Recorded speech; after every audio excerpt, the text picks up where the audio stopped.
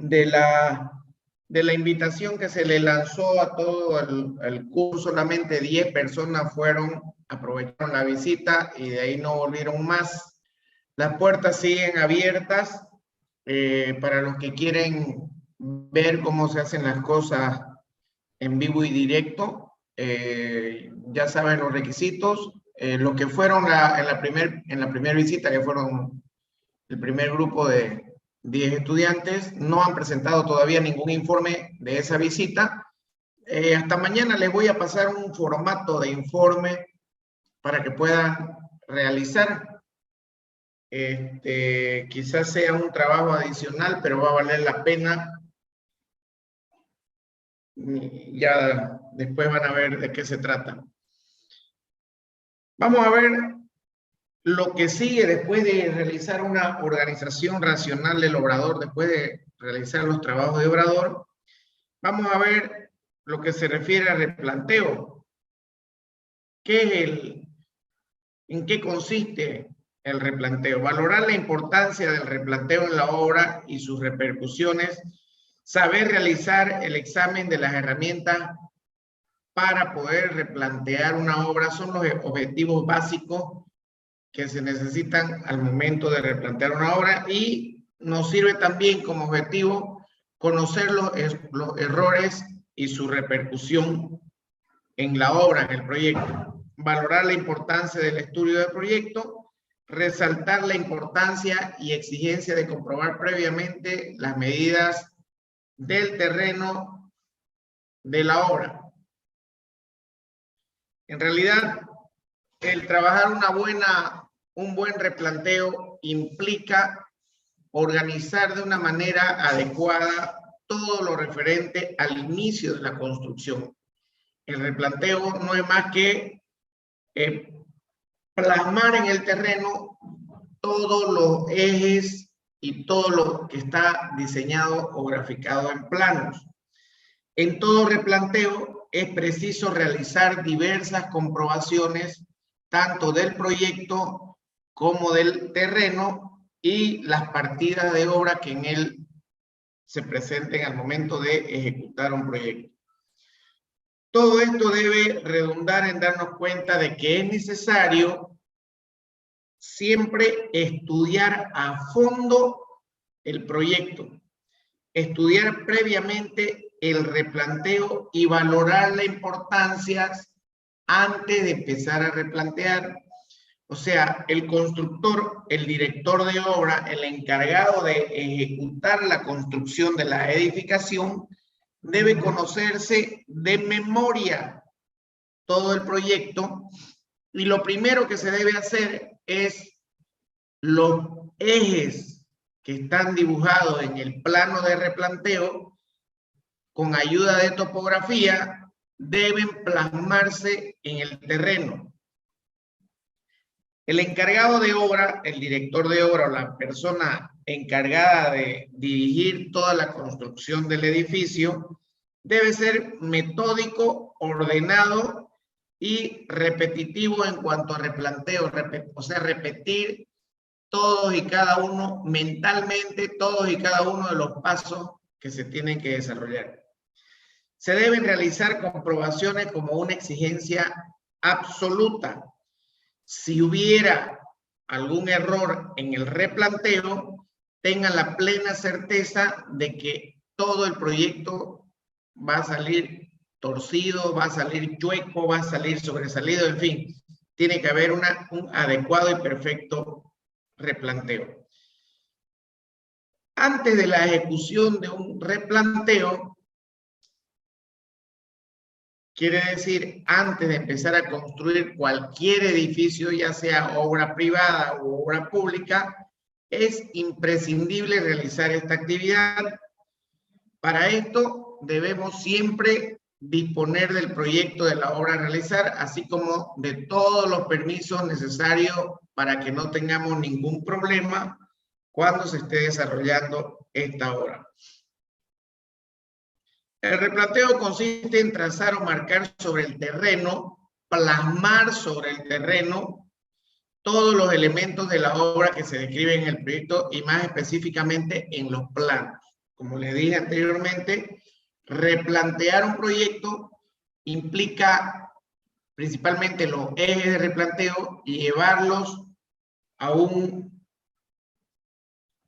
ejes reales del terreno. El replanteo puede ser del perímetro del edificio, de su cimiento, de las paredes exteriores o cerramientos, de los muros o tabiquerías, de las columnas o pilares, escaleras, pavimentos, cielos rasos, en fin, etc. Cuando estamos en obra gruesa, nos interesan los primeros, todo lo que son cerramientos, muros, pilares principalmente. Y cuando estemos en obra fina, o también puede ser en obra gruesa, escaleras y cielos rasos, principalmente los cielos rasos en sus alturas cuando estemos en obra fina. Antes de iniciar un replanteo es necesario saberse de memoria el proyecto completo. Si no lo hacemos así, es casi seguro que cometamos errores que pueden acarrear grandes problemas posteriormente. Uno de los problemas menores, pero no deja de ser importante, y pasaría a ser un problema mayor si es muy notorio, es, por ejemplo, si hacemos un mal replanteo de columnas, los muros en obra fina, cuando se esté realizando la mampostería, pueden salir en diferentes líneas de niveles o en diferentes ejes, lo cual puede generar, generalmente cuando sucede eso, lo que todo el mundo hace es tratar de corregir esos errores con revoque. Entonces, un revoque que se hacía de 2 centímetros, 2 centímetros y medio, lo tratan de corregir con un revoque de hasta 10 centímetros. Y eso va a afectar económicamente en la parte de materiales y mano de obra. Aparte de conocer el proyecto, debemos detectar los posibles errores que puedan haber. Es indispensable tener algunos conocimientos de geometría, trigonometría y aritmética.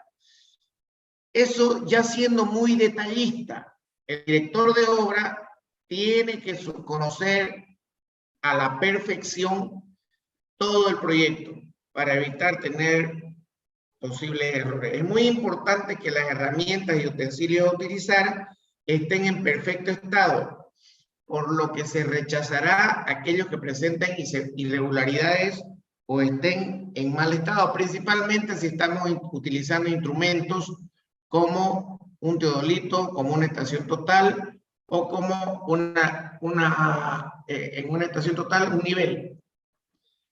Antes de empezar un replanteo hay que tener muy claro qué vamos a hacer y cómo lo vamos a realizar. Es importante seguir una metodología, no tener prisa y efectuar siempre varias comprobaciones. Eso significa que tenemos que estar bien exigiendo los datos del topógrafo. Al topógrafo le debemos solicitar todos los datos para poder realizar las comprobaciones respectivas. Para eso está lo que se llama el replanteo topográfico. Este replanteo topográfico es una operación mediante la cual, fíjense, se marcan sobre el terreno los puntos o linderos básicos del proyecto. Cuando decimos los linderos básicos del proyecto, estamos hablando de los límites del proyecto. Realizar esta tarea no es otra cosa que realizar unas marcas sobre el terreno que indiquen toda la información que hay contenida en los planos. Los planos de replanteo hay que identificarlos si son planos de replanteo de columnas, planos de replanteo de mampostería o planos de replanteo de cimiento. Generalmente cuando hablamos de edificaciones, existen los planos de replanteo de pilotes y plano de replanteo de columnas. En ese sentido, es el proceso inverso al levantamiento topográfico. En un levantamiento topográfico se verifica lo que ya está. Las columnas que ya están hechas, fundaciones que ya están hechas, muros que ya están hechos. Ese es un replanteo, un relevamiento topográfico. En cambio, cuando hablamos de replanteo, lo que se va a ejecutar es lo que tiene que realizarse. ¿Qué información será la que se adquiere de los planos?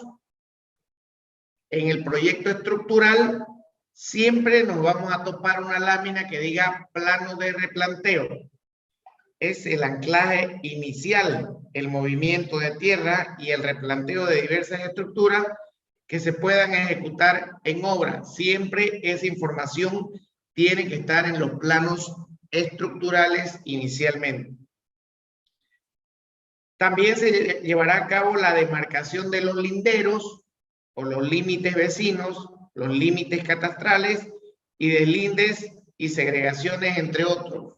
Cuando estamos hablando de segregaciones, estamos hablando de elementos que puedan estar en algún tipo de desnivel y puedan ocasionar algún tipo de caída de material, de arena, de ripio, en fin, cuando tenemos principalmente un subsuelo y hay que realizar algún tipo de excavación, hay que demarcar, replantear por dónde va a ser la excavación.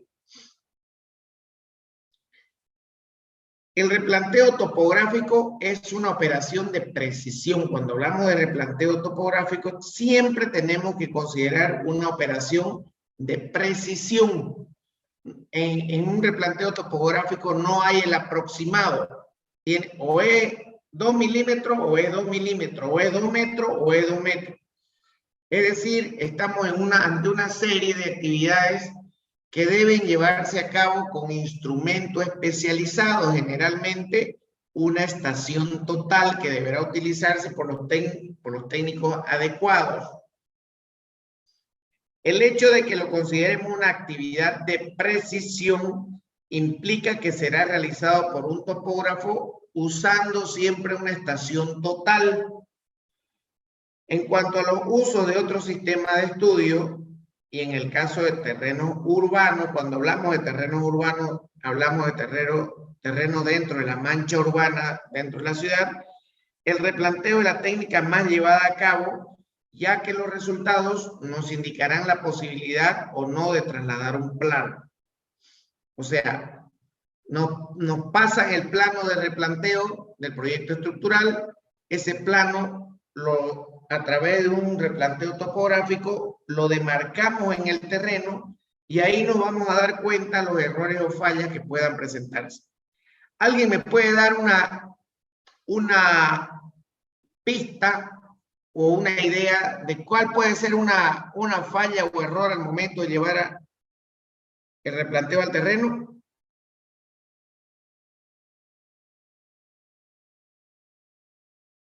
¿Alguna idea?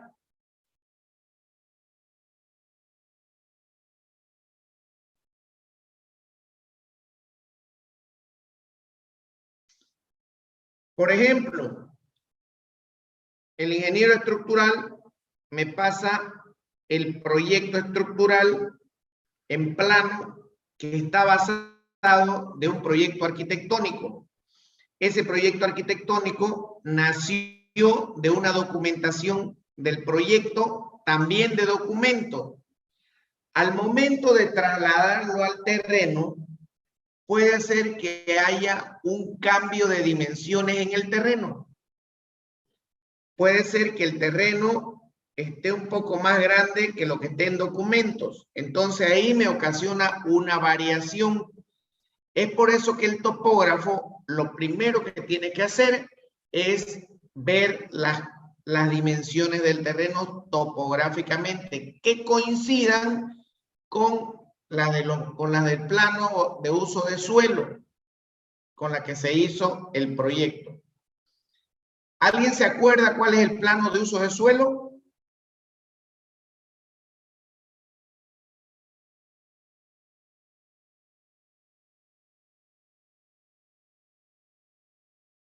¿Alguien tiene idea de lo que es un plano de uso de suelo?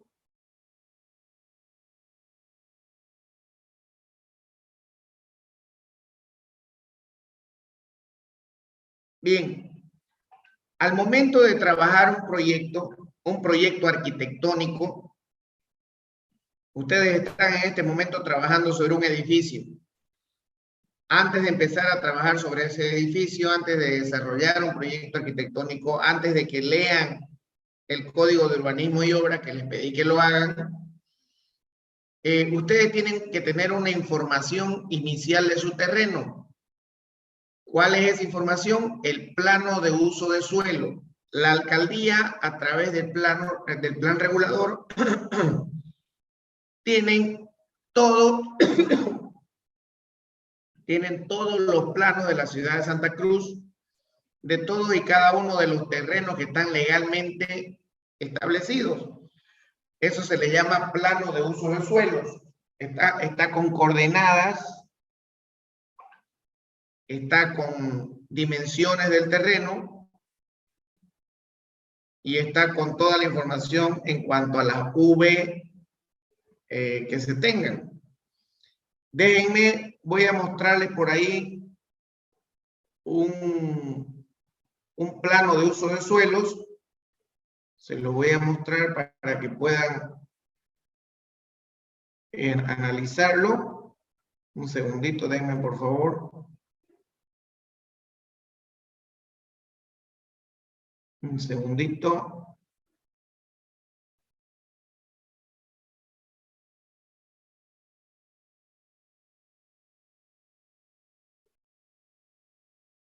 Un segundito, un segundito.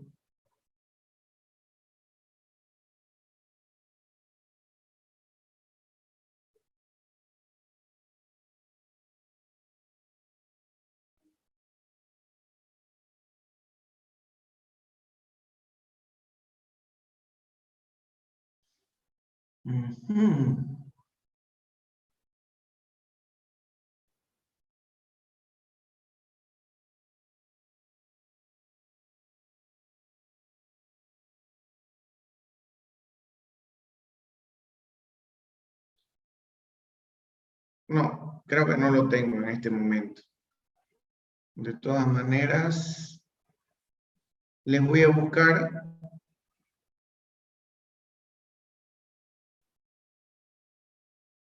un plano de uso del suelo para que podamos verlo más adelante.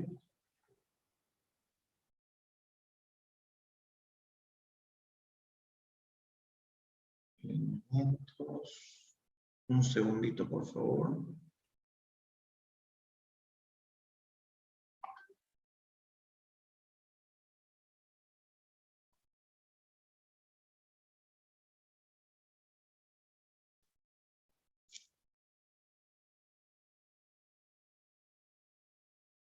Por aquí tenemos costos, no.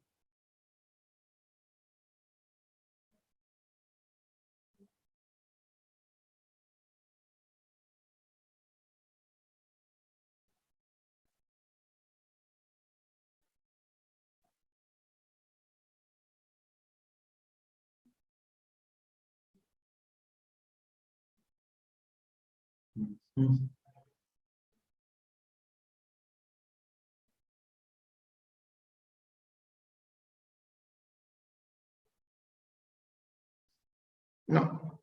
Después se lo voy a buscar el plano de uso de suelo, no lo tengo en este momento. Pero con el plano de uso de suelo, el topógrafo lo primero que hace es ese plano de uso de suelo que da la alcaldía y lo tiene el propietario del terreno, va y lo verifica en obra. Al verificar el terreno en obra, usa los instrumentos que ya todos conocemos desde topografía 1 y topografía 2. Estos son la estación total, el instrumento de nivel y los teodolitos. Con la estación total podemos calcular los niveles, podemos calcular las poligonales cerradas del terreno de acuerdo a la escala del plano. La calidad del plano también tiene que ser clara, las características topográficas del entorno, los medios disponibles y las particularidades del proyecto a replantear. Una estación total no tiene nada que ver con una parada de trenes o una nave espacial para los que primera vez están escuchando o no se acuerdan. Según la foto que ven a la derecha, es una herramienta que utilizan los topógrafos en numerosas ocasiones para realizar mediciones que les proporcionarán coordenadas necesarias para el replanteo de los planos. No es solamente agarrar y decir eje 1, eje 2, eje 3, no. Tiene que tener coordenadas cada uno de los planos y en función a esas coordenadas de un eje X y Y se pueden trabajar todo el replanteo con la estación total. Entonces, cuando hablamos de replanteo de precisión, se hace necesaria la presencia e intervención de este aparato electrónico. ¿Puede realizarse un replanteo topográfico sin una estación total? La respuesta es sí, pero no puede llevarse a cabo en grandes proyectos, ya que el tamaño de las construcciones para grandes proyectos implica que la tarea se lleve a cabo con una precisión más realista. O sea, si estamos trabajando un edificio de 5,000, 7,000, 10,000, 20,000, 30,000 metros cuadrados para arriba, es necesario la utilización de un replanteo topográfico. Instrumentos de medida angular, tenemos los taquímetros, los teodolitos, tenemos instrumentos de medida lineal como las winchas, los distanciómetros, instrumentos de medida conjunta como las estaciones totales o semitotales, instrumentos de medición de desniveles, tenemos los niveles topográficos y los niveles láser.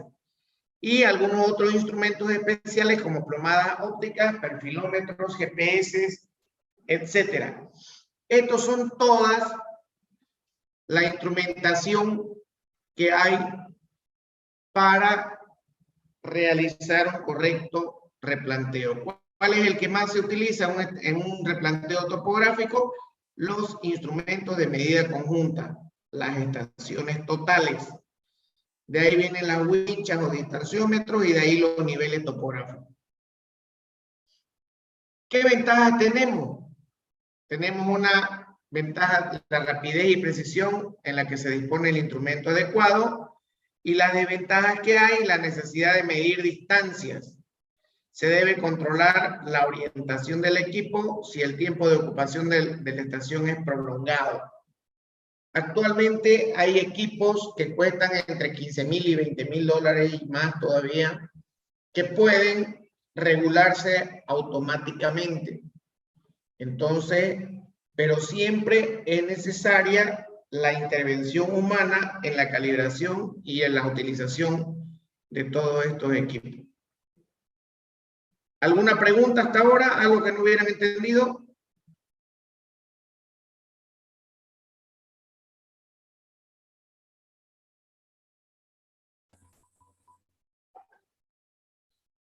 Mis jóvenes, vamos a continuar entonces.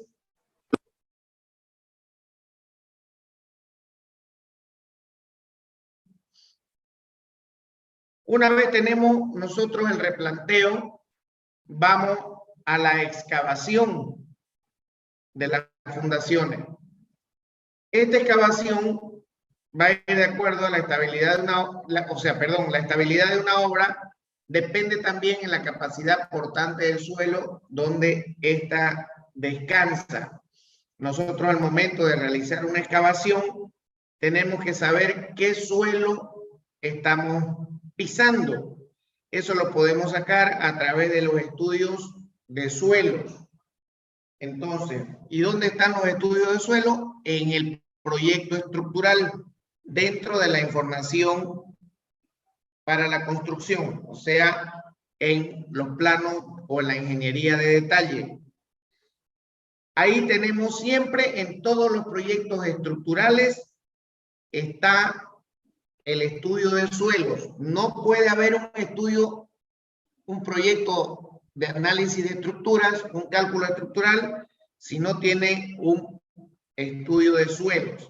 Entonces, ese estudio de suelos nos va a decir de qué está compuesto el suelo bajo el que pisamos, y de ahí el calculista saca sus conclusiones para utilizar los diferentes tipos de fundación que puedan haber.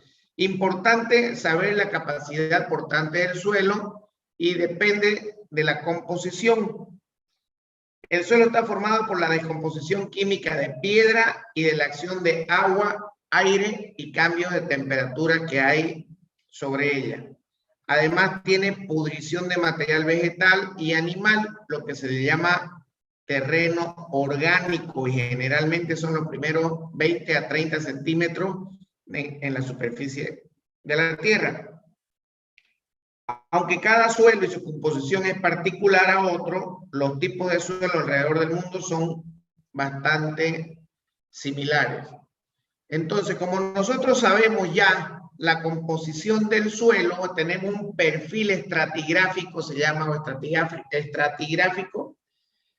Con ese perfil vamos a saber qué tipo de suelo hay, y sabiendo qué tipo de suelo hay, vamos a escoger el tipo de fundación, el tipo de excavación. ¿Qué significa excavación? Es la operación de cortar y remover cualquier clase de suelo independiente de su naturaleza o de sus características físico-mecánicas dentro o fuera de los límites de la construcción. Su ejecución incluye las operaciones de nivelación y excavación de material removido a su lugar de disposición final. O sea, es cortar y remover todo el terreno que sea innecesario para poder realizar las fundaciones. Existen excavación, esto es pregunta de examen. Existen tipos de excavación, por ejemplo, excavación en terreno blando. Ahí se utiliza pala y el suelo puede ser de tipo arenoso, arcilloso, limoso o una mezcla de estos materiales. Nosotros en el estudio del suelo tenemos la clasificación de los suelos que hay. Entonces, excavar en este tipo de terreno blando no es muy complicado, y vuelvo a repetir, en grandes construcciones, en construcciones de gran envergadura, podemos trabajar o es necesario trabajar con maquinaria y equipo. Tenemos excavación de terreno semiduro, se ejecuta para excavaciones pequeñas, valiéndose de picote y pala, y el material puede ser, en tal caso, una mezcla de grava, arenilla y arcilla moderadamente consolidada, o bien una arcilla fuerte. Tenemos la excavación de terreno duro, cuando tenemos material como una mezcla de grava y arena y arcilla y fuertemente consolidada. Tenemos excavación de terreno muy duro y excavación en roca, que prácticamente para utilizar una excavación en roca se necesita muchas veces dinamitar el suelo. ¿Qué tipo de excavación tenemos? Lo anterior fueron excavaciones en los diferentes suelos que se nos puedan presentar, y también tenemos los tipos de excavación, como lo podemos clasificar por su profundidad, poco profundas y profundas, por su nivel de detalle o complejidad, por el tipo de material excavado y por su grado de humedad, por el grado de humedad que tenga. De repente el estudio del suelo me presenta un nivel freático elevado, por lo tanto vamos a estar en presencia de una excavación con grado de humedad elevado. Por su profundidad se clasifican en poco profundas, de 1 a 5 metros de profundidad. Se ejecutan a mano, generalmente se hacen zanjas, y cuando tenemos excavaciones de grandes envergaduras, de proyectos o de estructuras de gran envergadura, utilizamos siempre la retroexcavadora. Para este tipo de excavación, de 1 a 5 metros, utilizamos un sistema de apuntalado a través de muros de madera, como el que vemos en pantalla.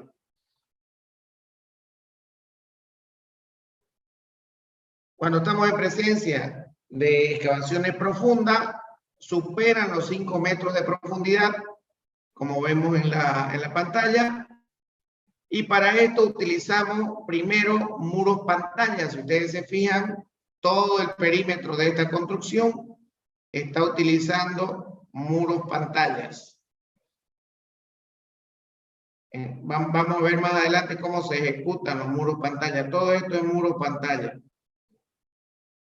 Todo este perímetro de la tierra, muros pantalla. Entonces primero se vacían los muros pantalla y una vez vaciados los muros pantallas, se ejecuta la excavación con maquinaria.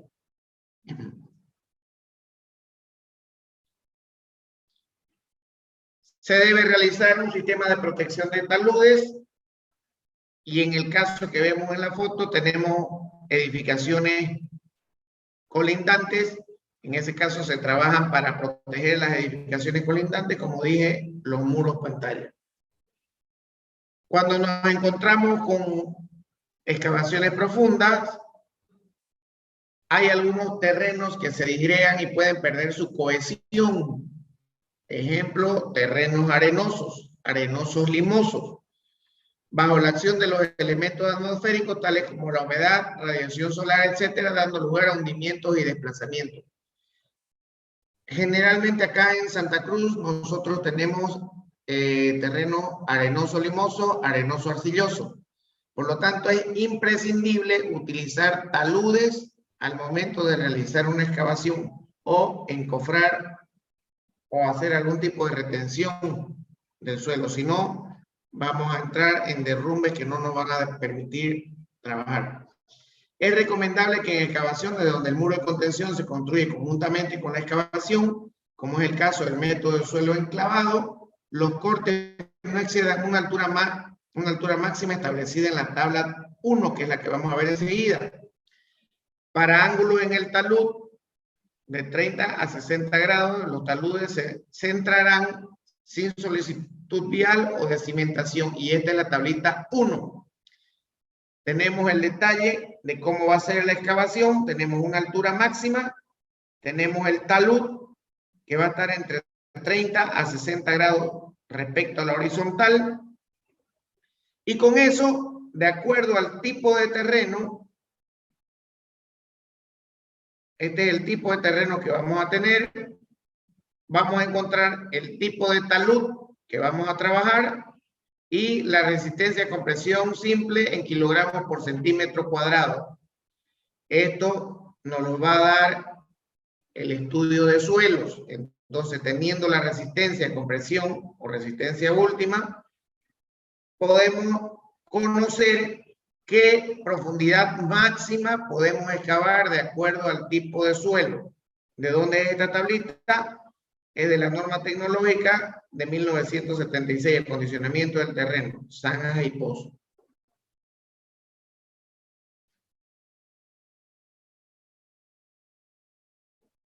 Para ángulos mayores a 60 grados, tenemos la tabla 2, altura máxima de taludes entre 60 y 90 grados, peso específico en gramos por centímetro cúbico del suelo, y tenemos las alturas máximas de excavación de acuerdo a la resistencia que tengamos del suelo.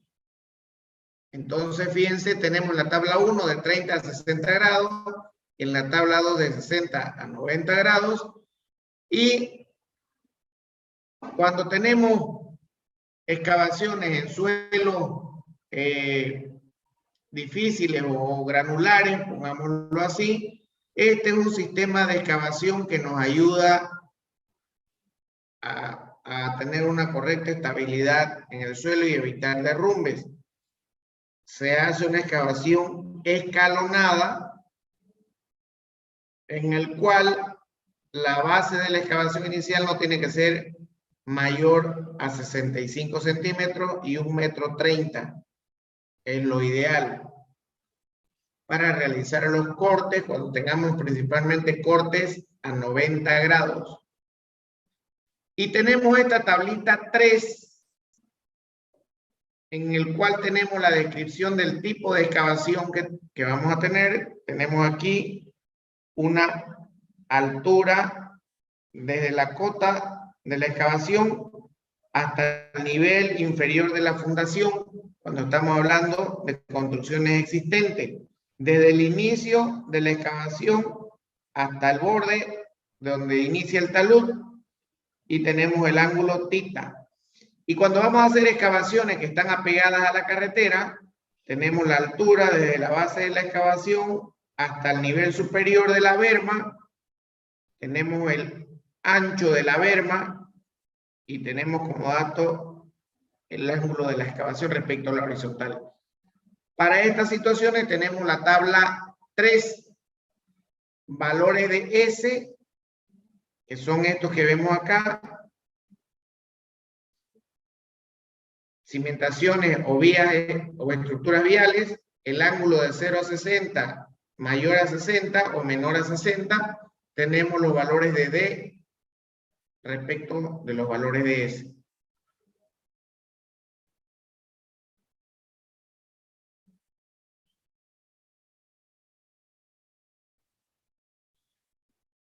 En el caso anterior, se utilizan las mismas alturas recomendadas en la tabla 1 y 2, con la única diferencia de respetar el valor de S.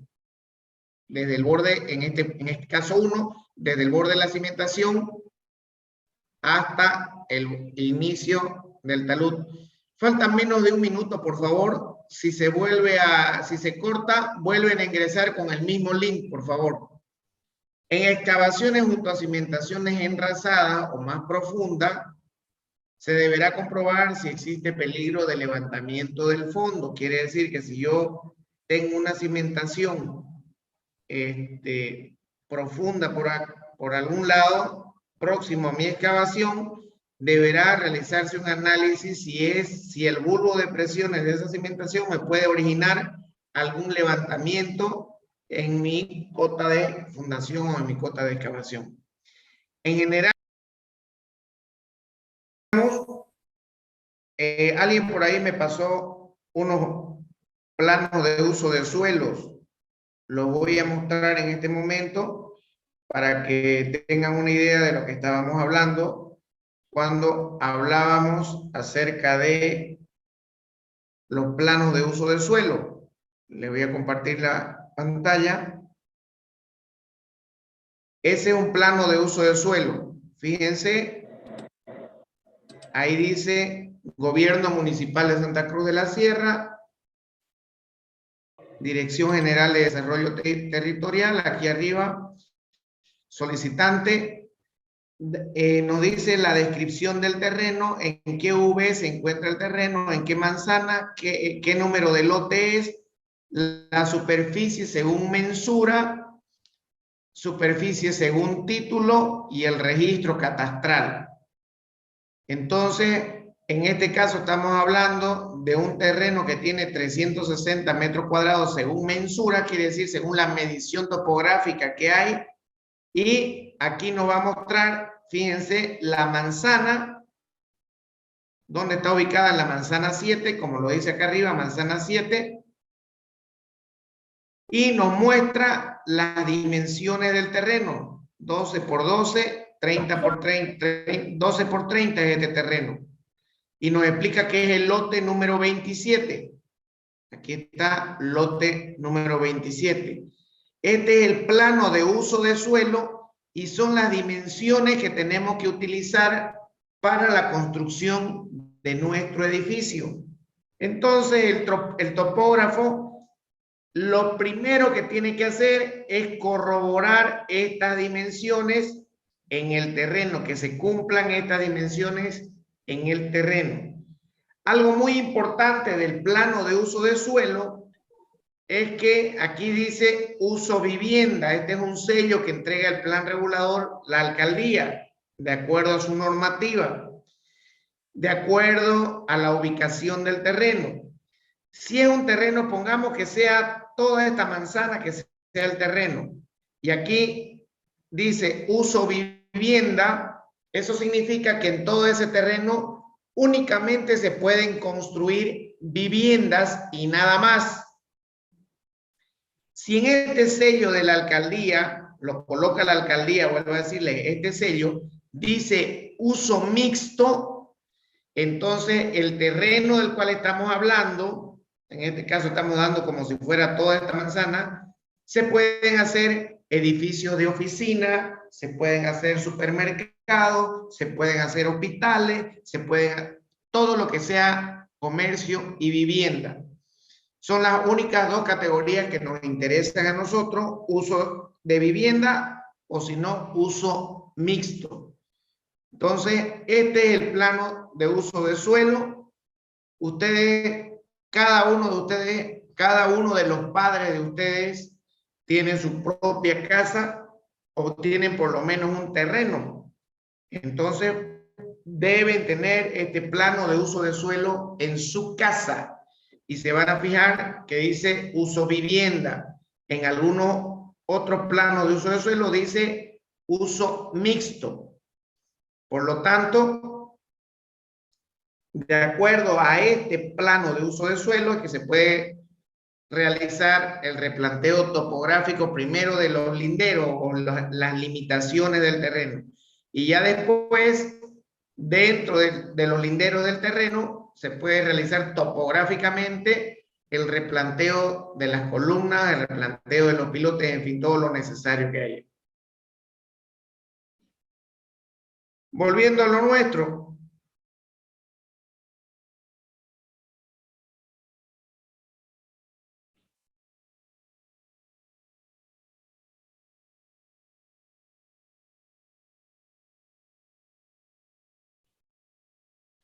Entonces, de acuerdo a las planillas que yo les pasé, fíjense en la planilla número 3 tenemos los valores calculados de D según los valores que nosotros tengamos de S.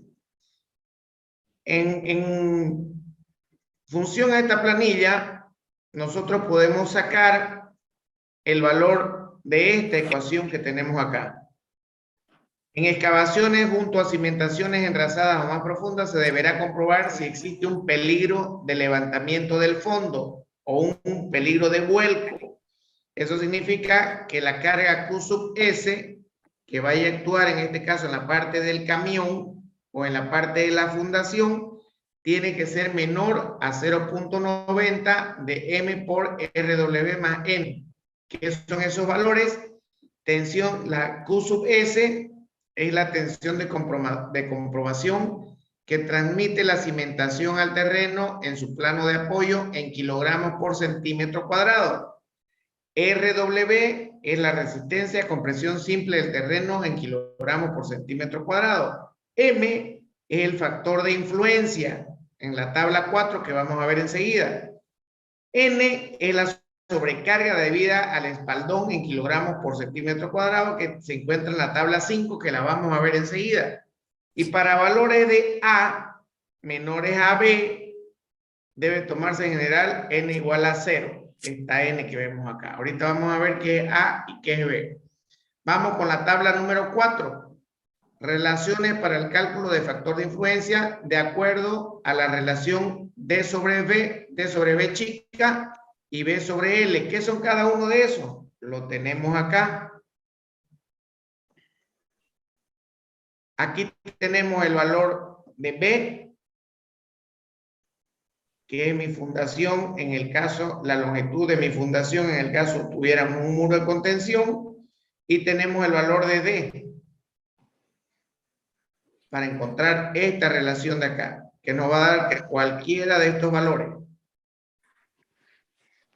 Luego tenemos la relación de B en relación a la altura. Entonces vamos a tener estos valores que vamos a tener acá. ¿Correcto?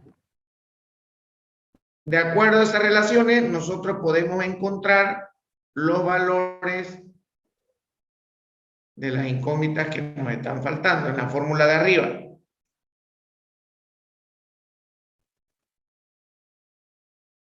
En esa formulita.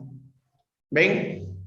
M, el factor de influencia, que lo vamos a sacar en esta tabla 4. Estos son mis factores de influencia. Estos son los valores de M. Desde 1 en toda esta fila hasta 1.44 en toda esta fila. D sobre B son estos valores de acá. Ya vimos lo que significan D y ya vimos lo que significa B. B, esta B de acá, es el ancho de la cimentación en metros. Por ahí no tenemos un muro, por ahí tenemos una zapata, tenemos un cabezal, en fin. L, largo de la cimentación en dirección paralela al corte. El alto puede ser un muro de contención, entonces la altura del muro de contención. Y D, esta D que tenemos acá, es de nivel entre el plano de apoyo, que es este, mi plano de apoyo de la cimentación, y el fondo de la excavación en metros. Perdón, es este, mi plano de apoyo, y el fondo de la excavación. Este es mi plano de apoyo. Y este es el fondo de la excavación. A eso se refieren esos valores. Tenemos la tabla 5, que nos sirve para encontrar la formulita. Aquí fíjense, sobrecarga debida al espaldón, kilogramos por centímetro cuadrado, en la tabla 5. Esa sería mi tabla 5. Tenemos la sobrecarga debida al espaldón, que es por donde pasan las cargas. Tenemos el peso específico del terreno y tenemos la formulita para encontrar en metros estos valores. Y tenemos esa sobrecarga en kilogramos por centímetro cuadrado. Luego tenemos excavaciones por su nivel de complejidad.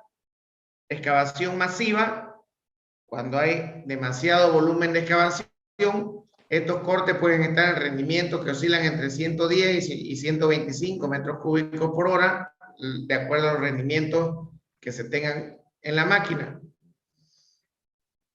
Tenemos, de acuerdo al tipo de maquinaria, las diferentes distancias de acarreo según la pericia del operario o según el tipo de máquina, el tamaño de la pala hidráulica de corte y la base del suelo de excavación.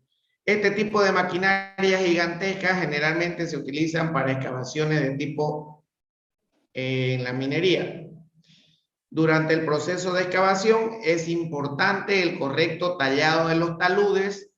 Vuelvo a reiterarles, cuando hablamos de taludes, estamos hablando, esta es mi cota de fondo de excavación, estamos hablando taludes a esto, a esos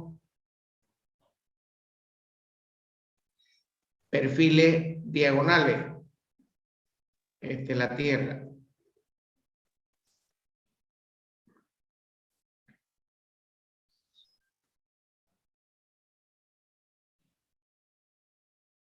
Bien. Luego tenemos la excavación estructural, la conformación de las fosas para la cimentación. En esta actividad, la cantidad de material movilizado es menor cuando estamos hablando, por ejemplo, de zapatas para obras pequeñas, ya que los rendimientos se reducen en comparación a la excavación masiva a un rango de 50 a 60 metros cúbicos. Entonces, cuando hablamos del rango de 50 a 60 metros cúbicos, estamos viendo que es una excavación estructural. Se detallan las zapatas.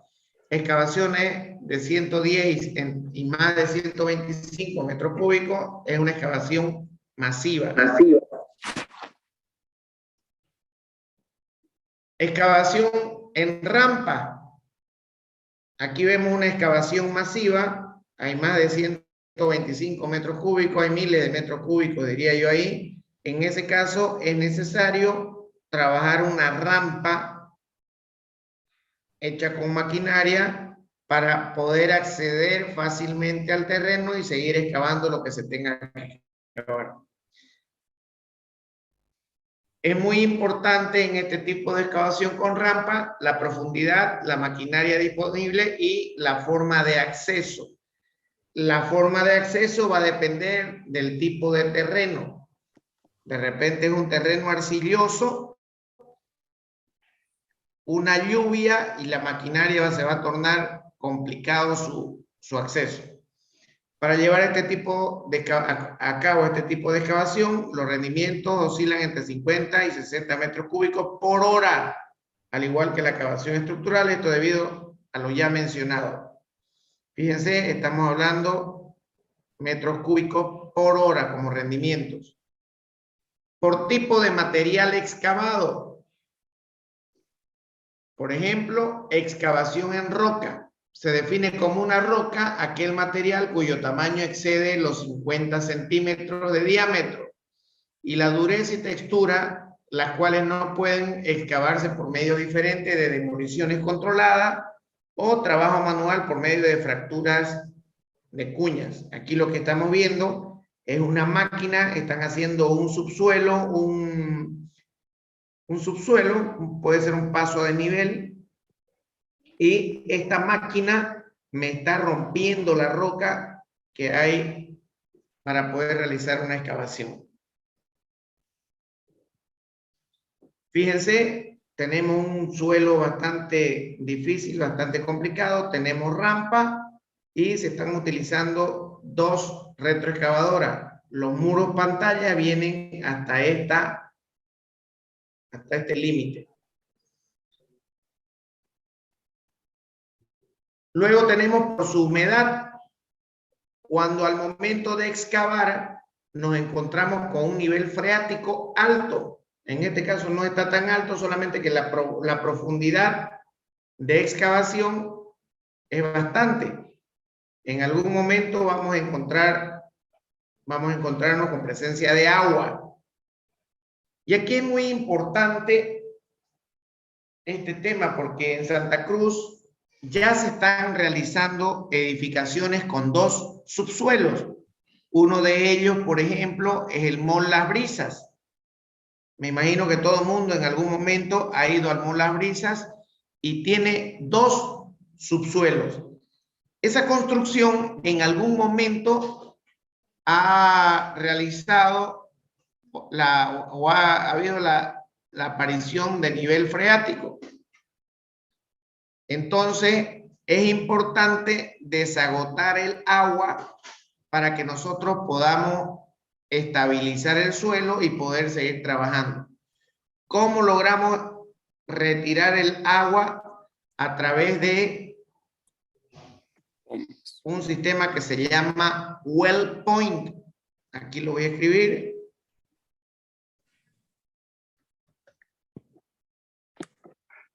Well point. Es un sistema de drenaje y absorción de agua que nos va a permitir a nosotros retirar el agua excedente que tengamos o el agua que tengamos nosotros que no nos permita trabajar. ¿A qué se refiere con well point? Les voy a compartir otras fotos, si me permiten un segundito.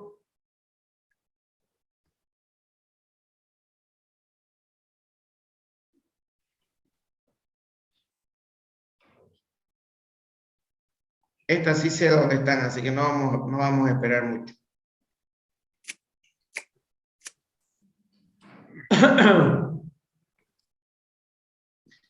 Un sistema well point es a través de bombas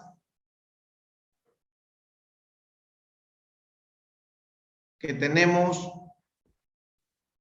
que colocar para poder drenar el agua. En ese caso,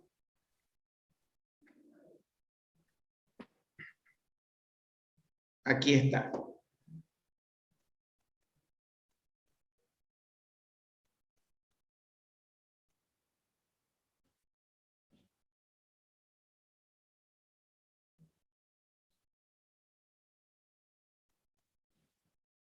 Fíjense, ¿se puede ver la foto? Sí. Sí, ingeniero. Bien, si ustedes se fijan, Sí, ingeniero. si ustedes se fijan en esta foto, este es el nivel de la calle o de la superficie del terreno. La calle está un poquito más alta. Entonces, este subsuelo, este es el nivel superior de la fundación, este de acá. Más o menos hay una altura aproximada de 2 metros a 2 metros y medio aproximadamente.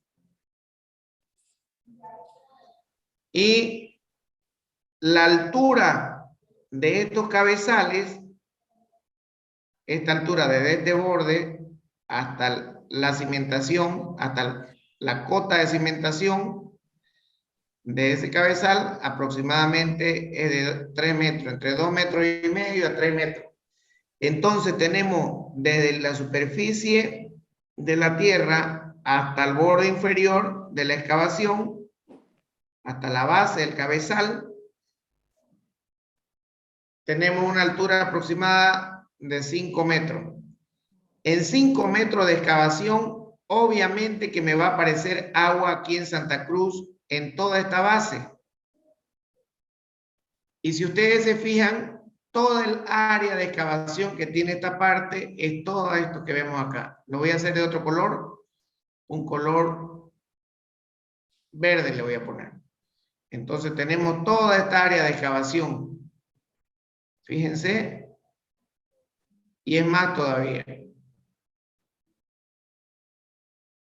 Toda esa es mi área de excavación. Entonces, cuando tenemos un área de excavación bastante grande, ¿y a qué le llamo con bastante grande? Cuando esa área de excavación supera los 100 metros cuadrados y me aparece agua en toda esa superficie, entonces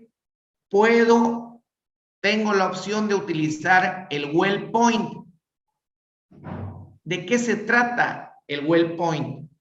Les explico. Aquí ustedes ven una bomba, esta carpita con unas rueditas acá y una manguerita. ¿Ven esta manguerita? Estas mangueritas vienen así y en algún momento, y ven esta tubería blanca. Fíjense, esta tubería va en todos los cabezales. Aquí también sale de esta bombita, salen estas mangueritas y se conectan a esa tubería. Se nota clarito, ¿no es cierto? Entonces, ¿qué significa esto? Y fíjense, de la tubería blanca pasa por todita el área de excavación. Lo voy a dibujar de otro color, color amarillo. Fíjense, hay unas mangueritas acá que se conectan a la tierra. ¿Se nota clarito, no? Fíjense ahí. Miren aquí también. Aquí hay otro también acá. Y miren, de aquí sale aquí así. Y se conecta acá. ¿Se puede distinguir? ¿Lo ven bien? Fíjense. Sí, que no se ve bien. Bien, entonces, ¿qué hace eso? Aquí dentro de la tierra lo voy a dibujar en color fucsia.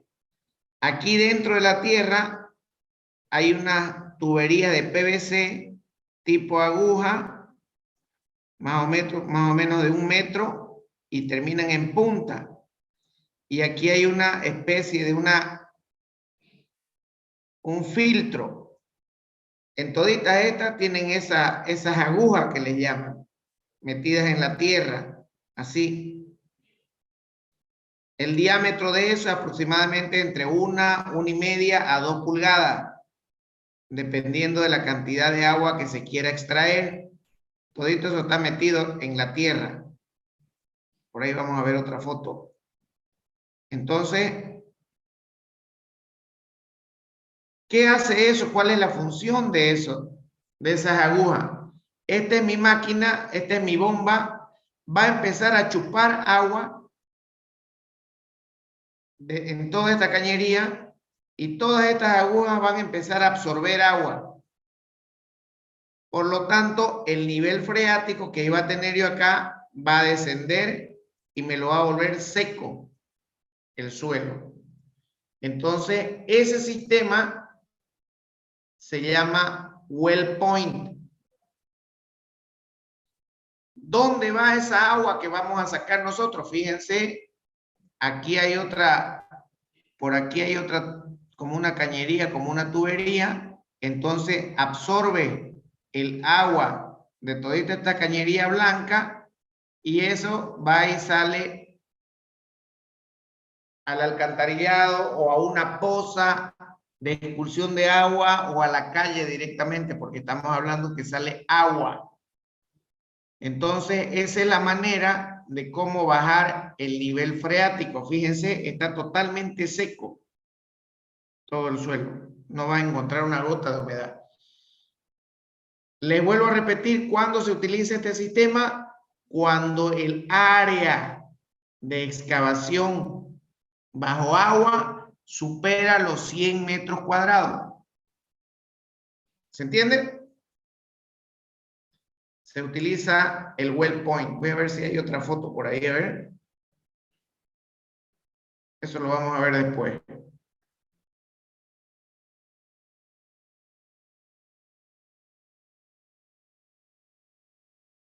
Después vamos a ver todo eso.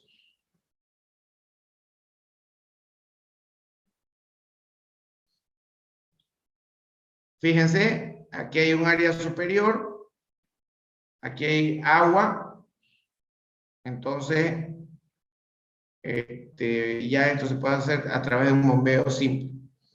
Pero bueno, sigamos con nuestro tema.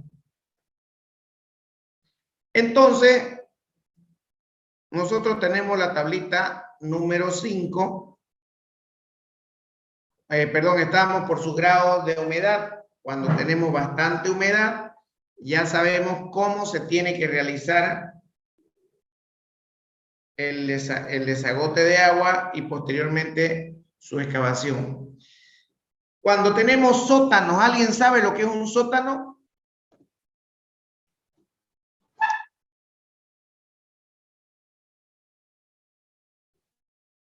¿Alguien sabe lo que es un sótano? No es como un cuarto, ¿no? Debajo de la tierra. Un sótano en realidad no es un cuarto. Un sótano o un subsuelo también se le llama. Son áreas que están bajo la superficie de la tierra y que pueden ser para parqueo de movilidades, cuartos de máquina o cualquier uso que se le desee dar. Un sótano es una estructura que se encuentra por debajo del nivel de terreno natural. En su mayoría lo utilizan para la ubicación de elementos complementarios que ayudarán al buen funcionamiento del edificio, siendo estos elementos tales como bombas de agua, plantas eléctricas, parqueo, cuartos de máquina, en fin, todo eso lo podemos ubicar dentro del subsuelo. En este caso que vemos acá, este edificio tiene 1, 2, 3 subsuelos bajo la superficie de terreno natural. Entonces, a eso es lo que llamamos sótanos o subsuelos. Los sótanos también son utilizados para albergar áreas de estacionamiento de vehículos en edificios, tales como edificios comerciales o edificios de departamento. En fin, cuando estamos hablando de edificios de gran altura, en el caso de ustedes están trabajando sobre un proyecto de un edificio de 10 pisos, sí o sí tiene que tener mínimo un sótano. Estudio necesario para la ejecución de un proyecto. Para ejecutar los trabajos de excavación o movimiento de tierra, se debe contar con estudios previos. Por ejemplo, el perfil estratigráfico. Necesitamos saber el estudio de suelo para ver con qué tipo de suelo estamos trabajando. Se debe determinar con exactitud el nivel freático del lugar. Siempre el nivel freático lo va a dar el estudio de suelos. El estudio de suelos nos tiene que decir dónde, a qué nivel exclusivamente vamos a encontrar agua al momento de una excavación. En función a ese estudio de suelo, nosotros vamos a encontrar la cota máxima de profundidad que alcanzará la excavación. Este perfil estratigráfico nos va a decir, ingeniero, usted a los 5 metros va a encontrar agua, a los 5 metros está el nivel freático del terreno natural. Por lo tanto, puede excavar hasta los 2, 3, 4 metros, puede excavar ahí sin problema. O si no, nos puede decir, ingeniero, Aquí está Pandito, mire el nivel freático. Está al 1,5 metros, 2 metros, y ya usted encuentra agua. Entonces ahí nosotros tenemos que analizar el tipo de desagote de agua que vamos a utilizar en la excavación. La ubicación de edificaciones próximas o colindantes se debe contar con información actualizada del estado de dichas construcciones. Antes de realizar una excavación, tenemos que analizar cómo están las estructuras colindantes, las estructuras vecinas. No vaya a ser que realicemos una excavación al lado de un edificio que se ha hecho hace 50, 60 años atrás, que puede tener algún tipo de deterioro y nos estemos ganando un problema gratuitamente.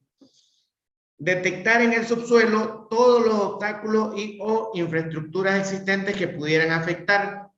Antes de realizar una excavación, tenemos que ir a CRE, a Zaguapac principalmente, a ver a qué profundidades están sus líneas maestras, las tuberías sanitarias maestras, y si no pasa alguna tubería cerca o próximo al terreno para que no tengamos algún accidente. Para todos los muros de contención para protección de colindancia al momento de realizar una excavación, se debe evitar realizar algún tipo de daño a la estructura vecina debido a los diferentes niveles generados por la excavación. Fíjense, aquí tenemos un terreno con un edificio al lado de nuestra excavación, por lo tanto tenemos que analizar bien los tipos de contención que vamos a realizar a nuestro trabajo. Tenemos que tener protección a las colindancias, a las edificaciones colindantes. Este sistema de protección deberá ser propuesto por un experto, lo cual tomará en cuenta todos aquellos factores como carga solicitante hacia el talud o hacia el corte en 90 grados que vamos a hacer, características físicas y propiedades del suelo, entre otros, para diseñar un sistema que satisfaga las necesidades de la excavación que vamos a ejecutar. Vamos a ver este pequeño video. Le voy a compartir. Requisitos previos.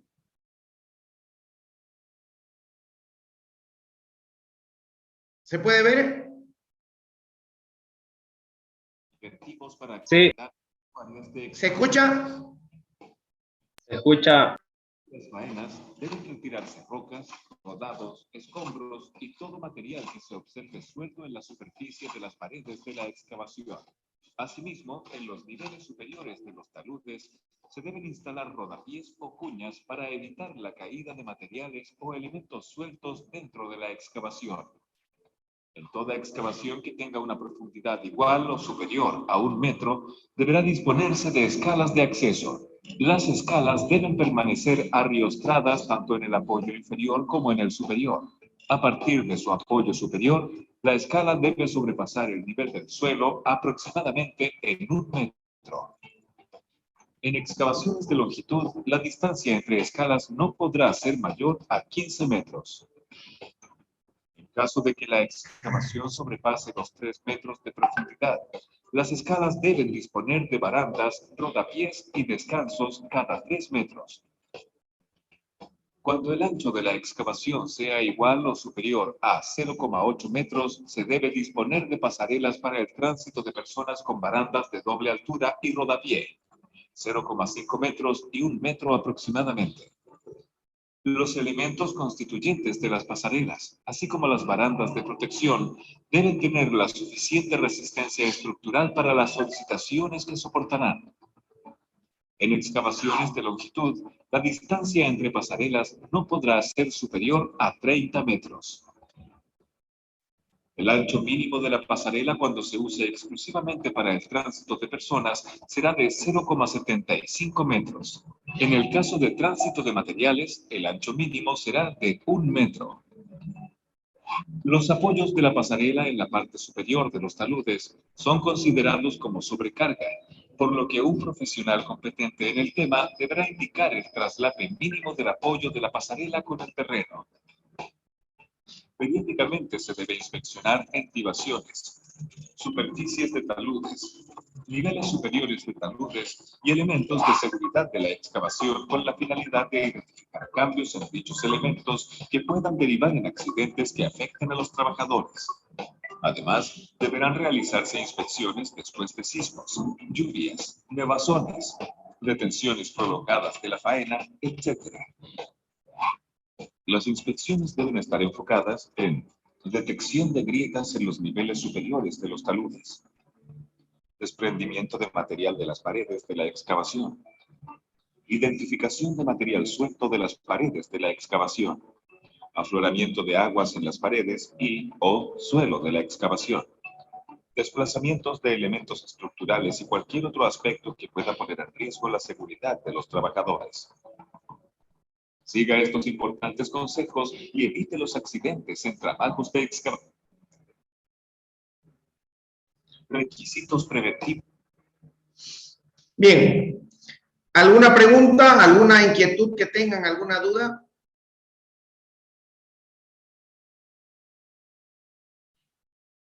Sobre su proyecto.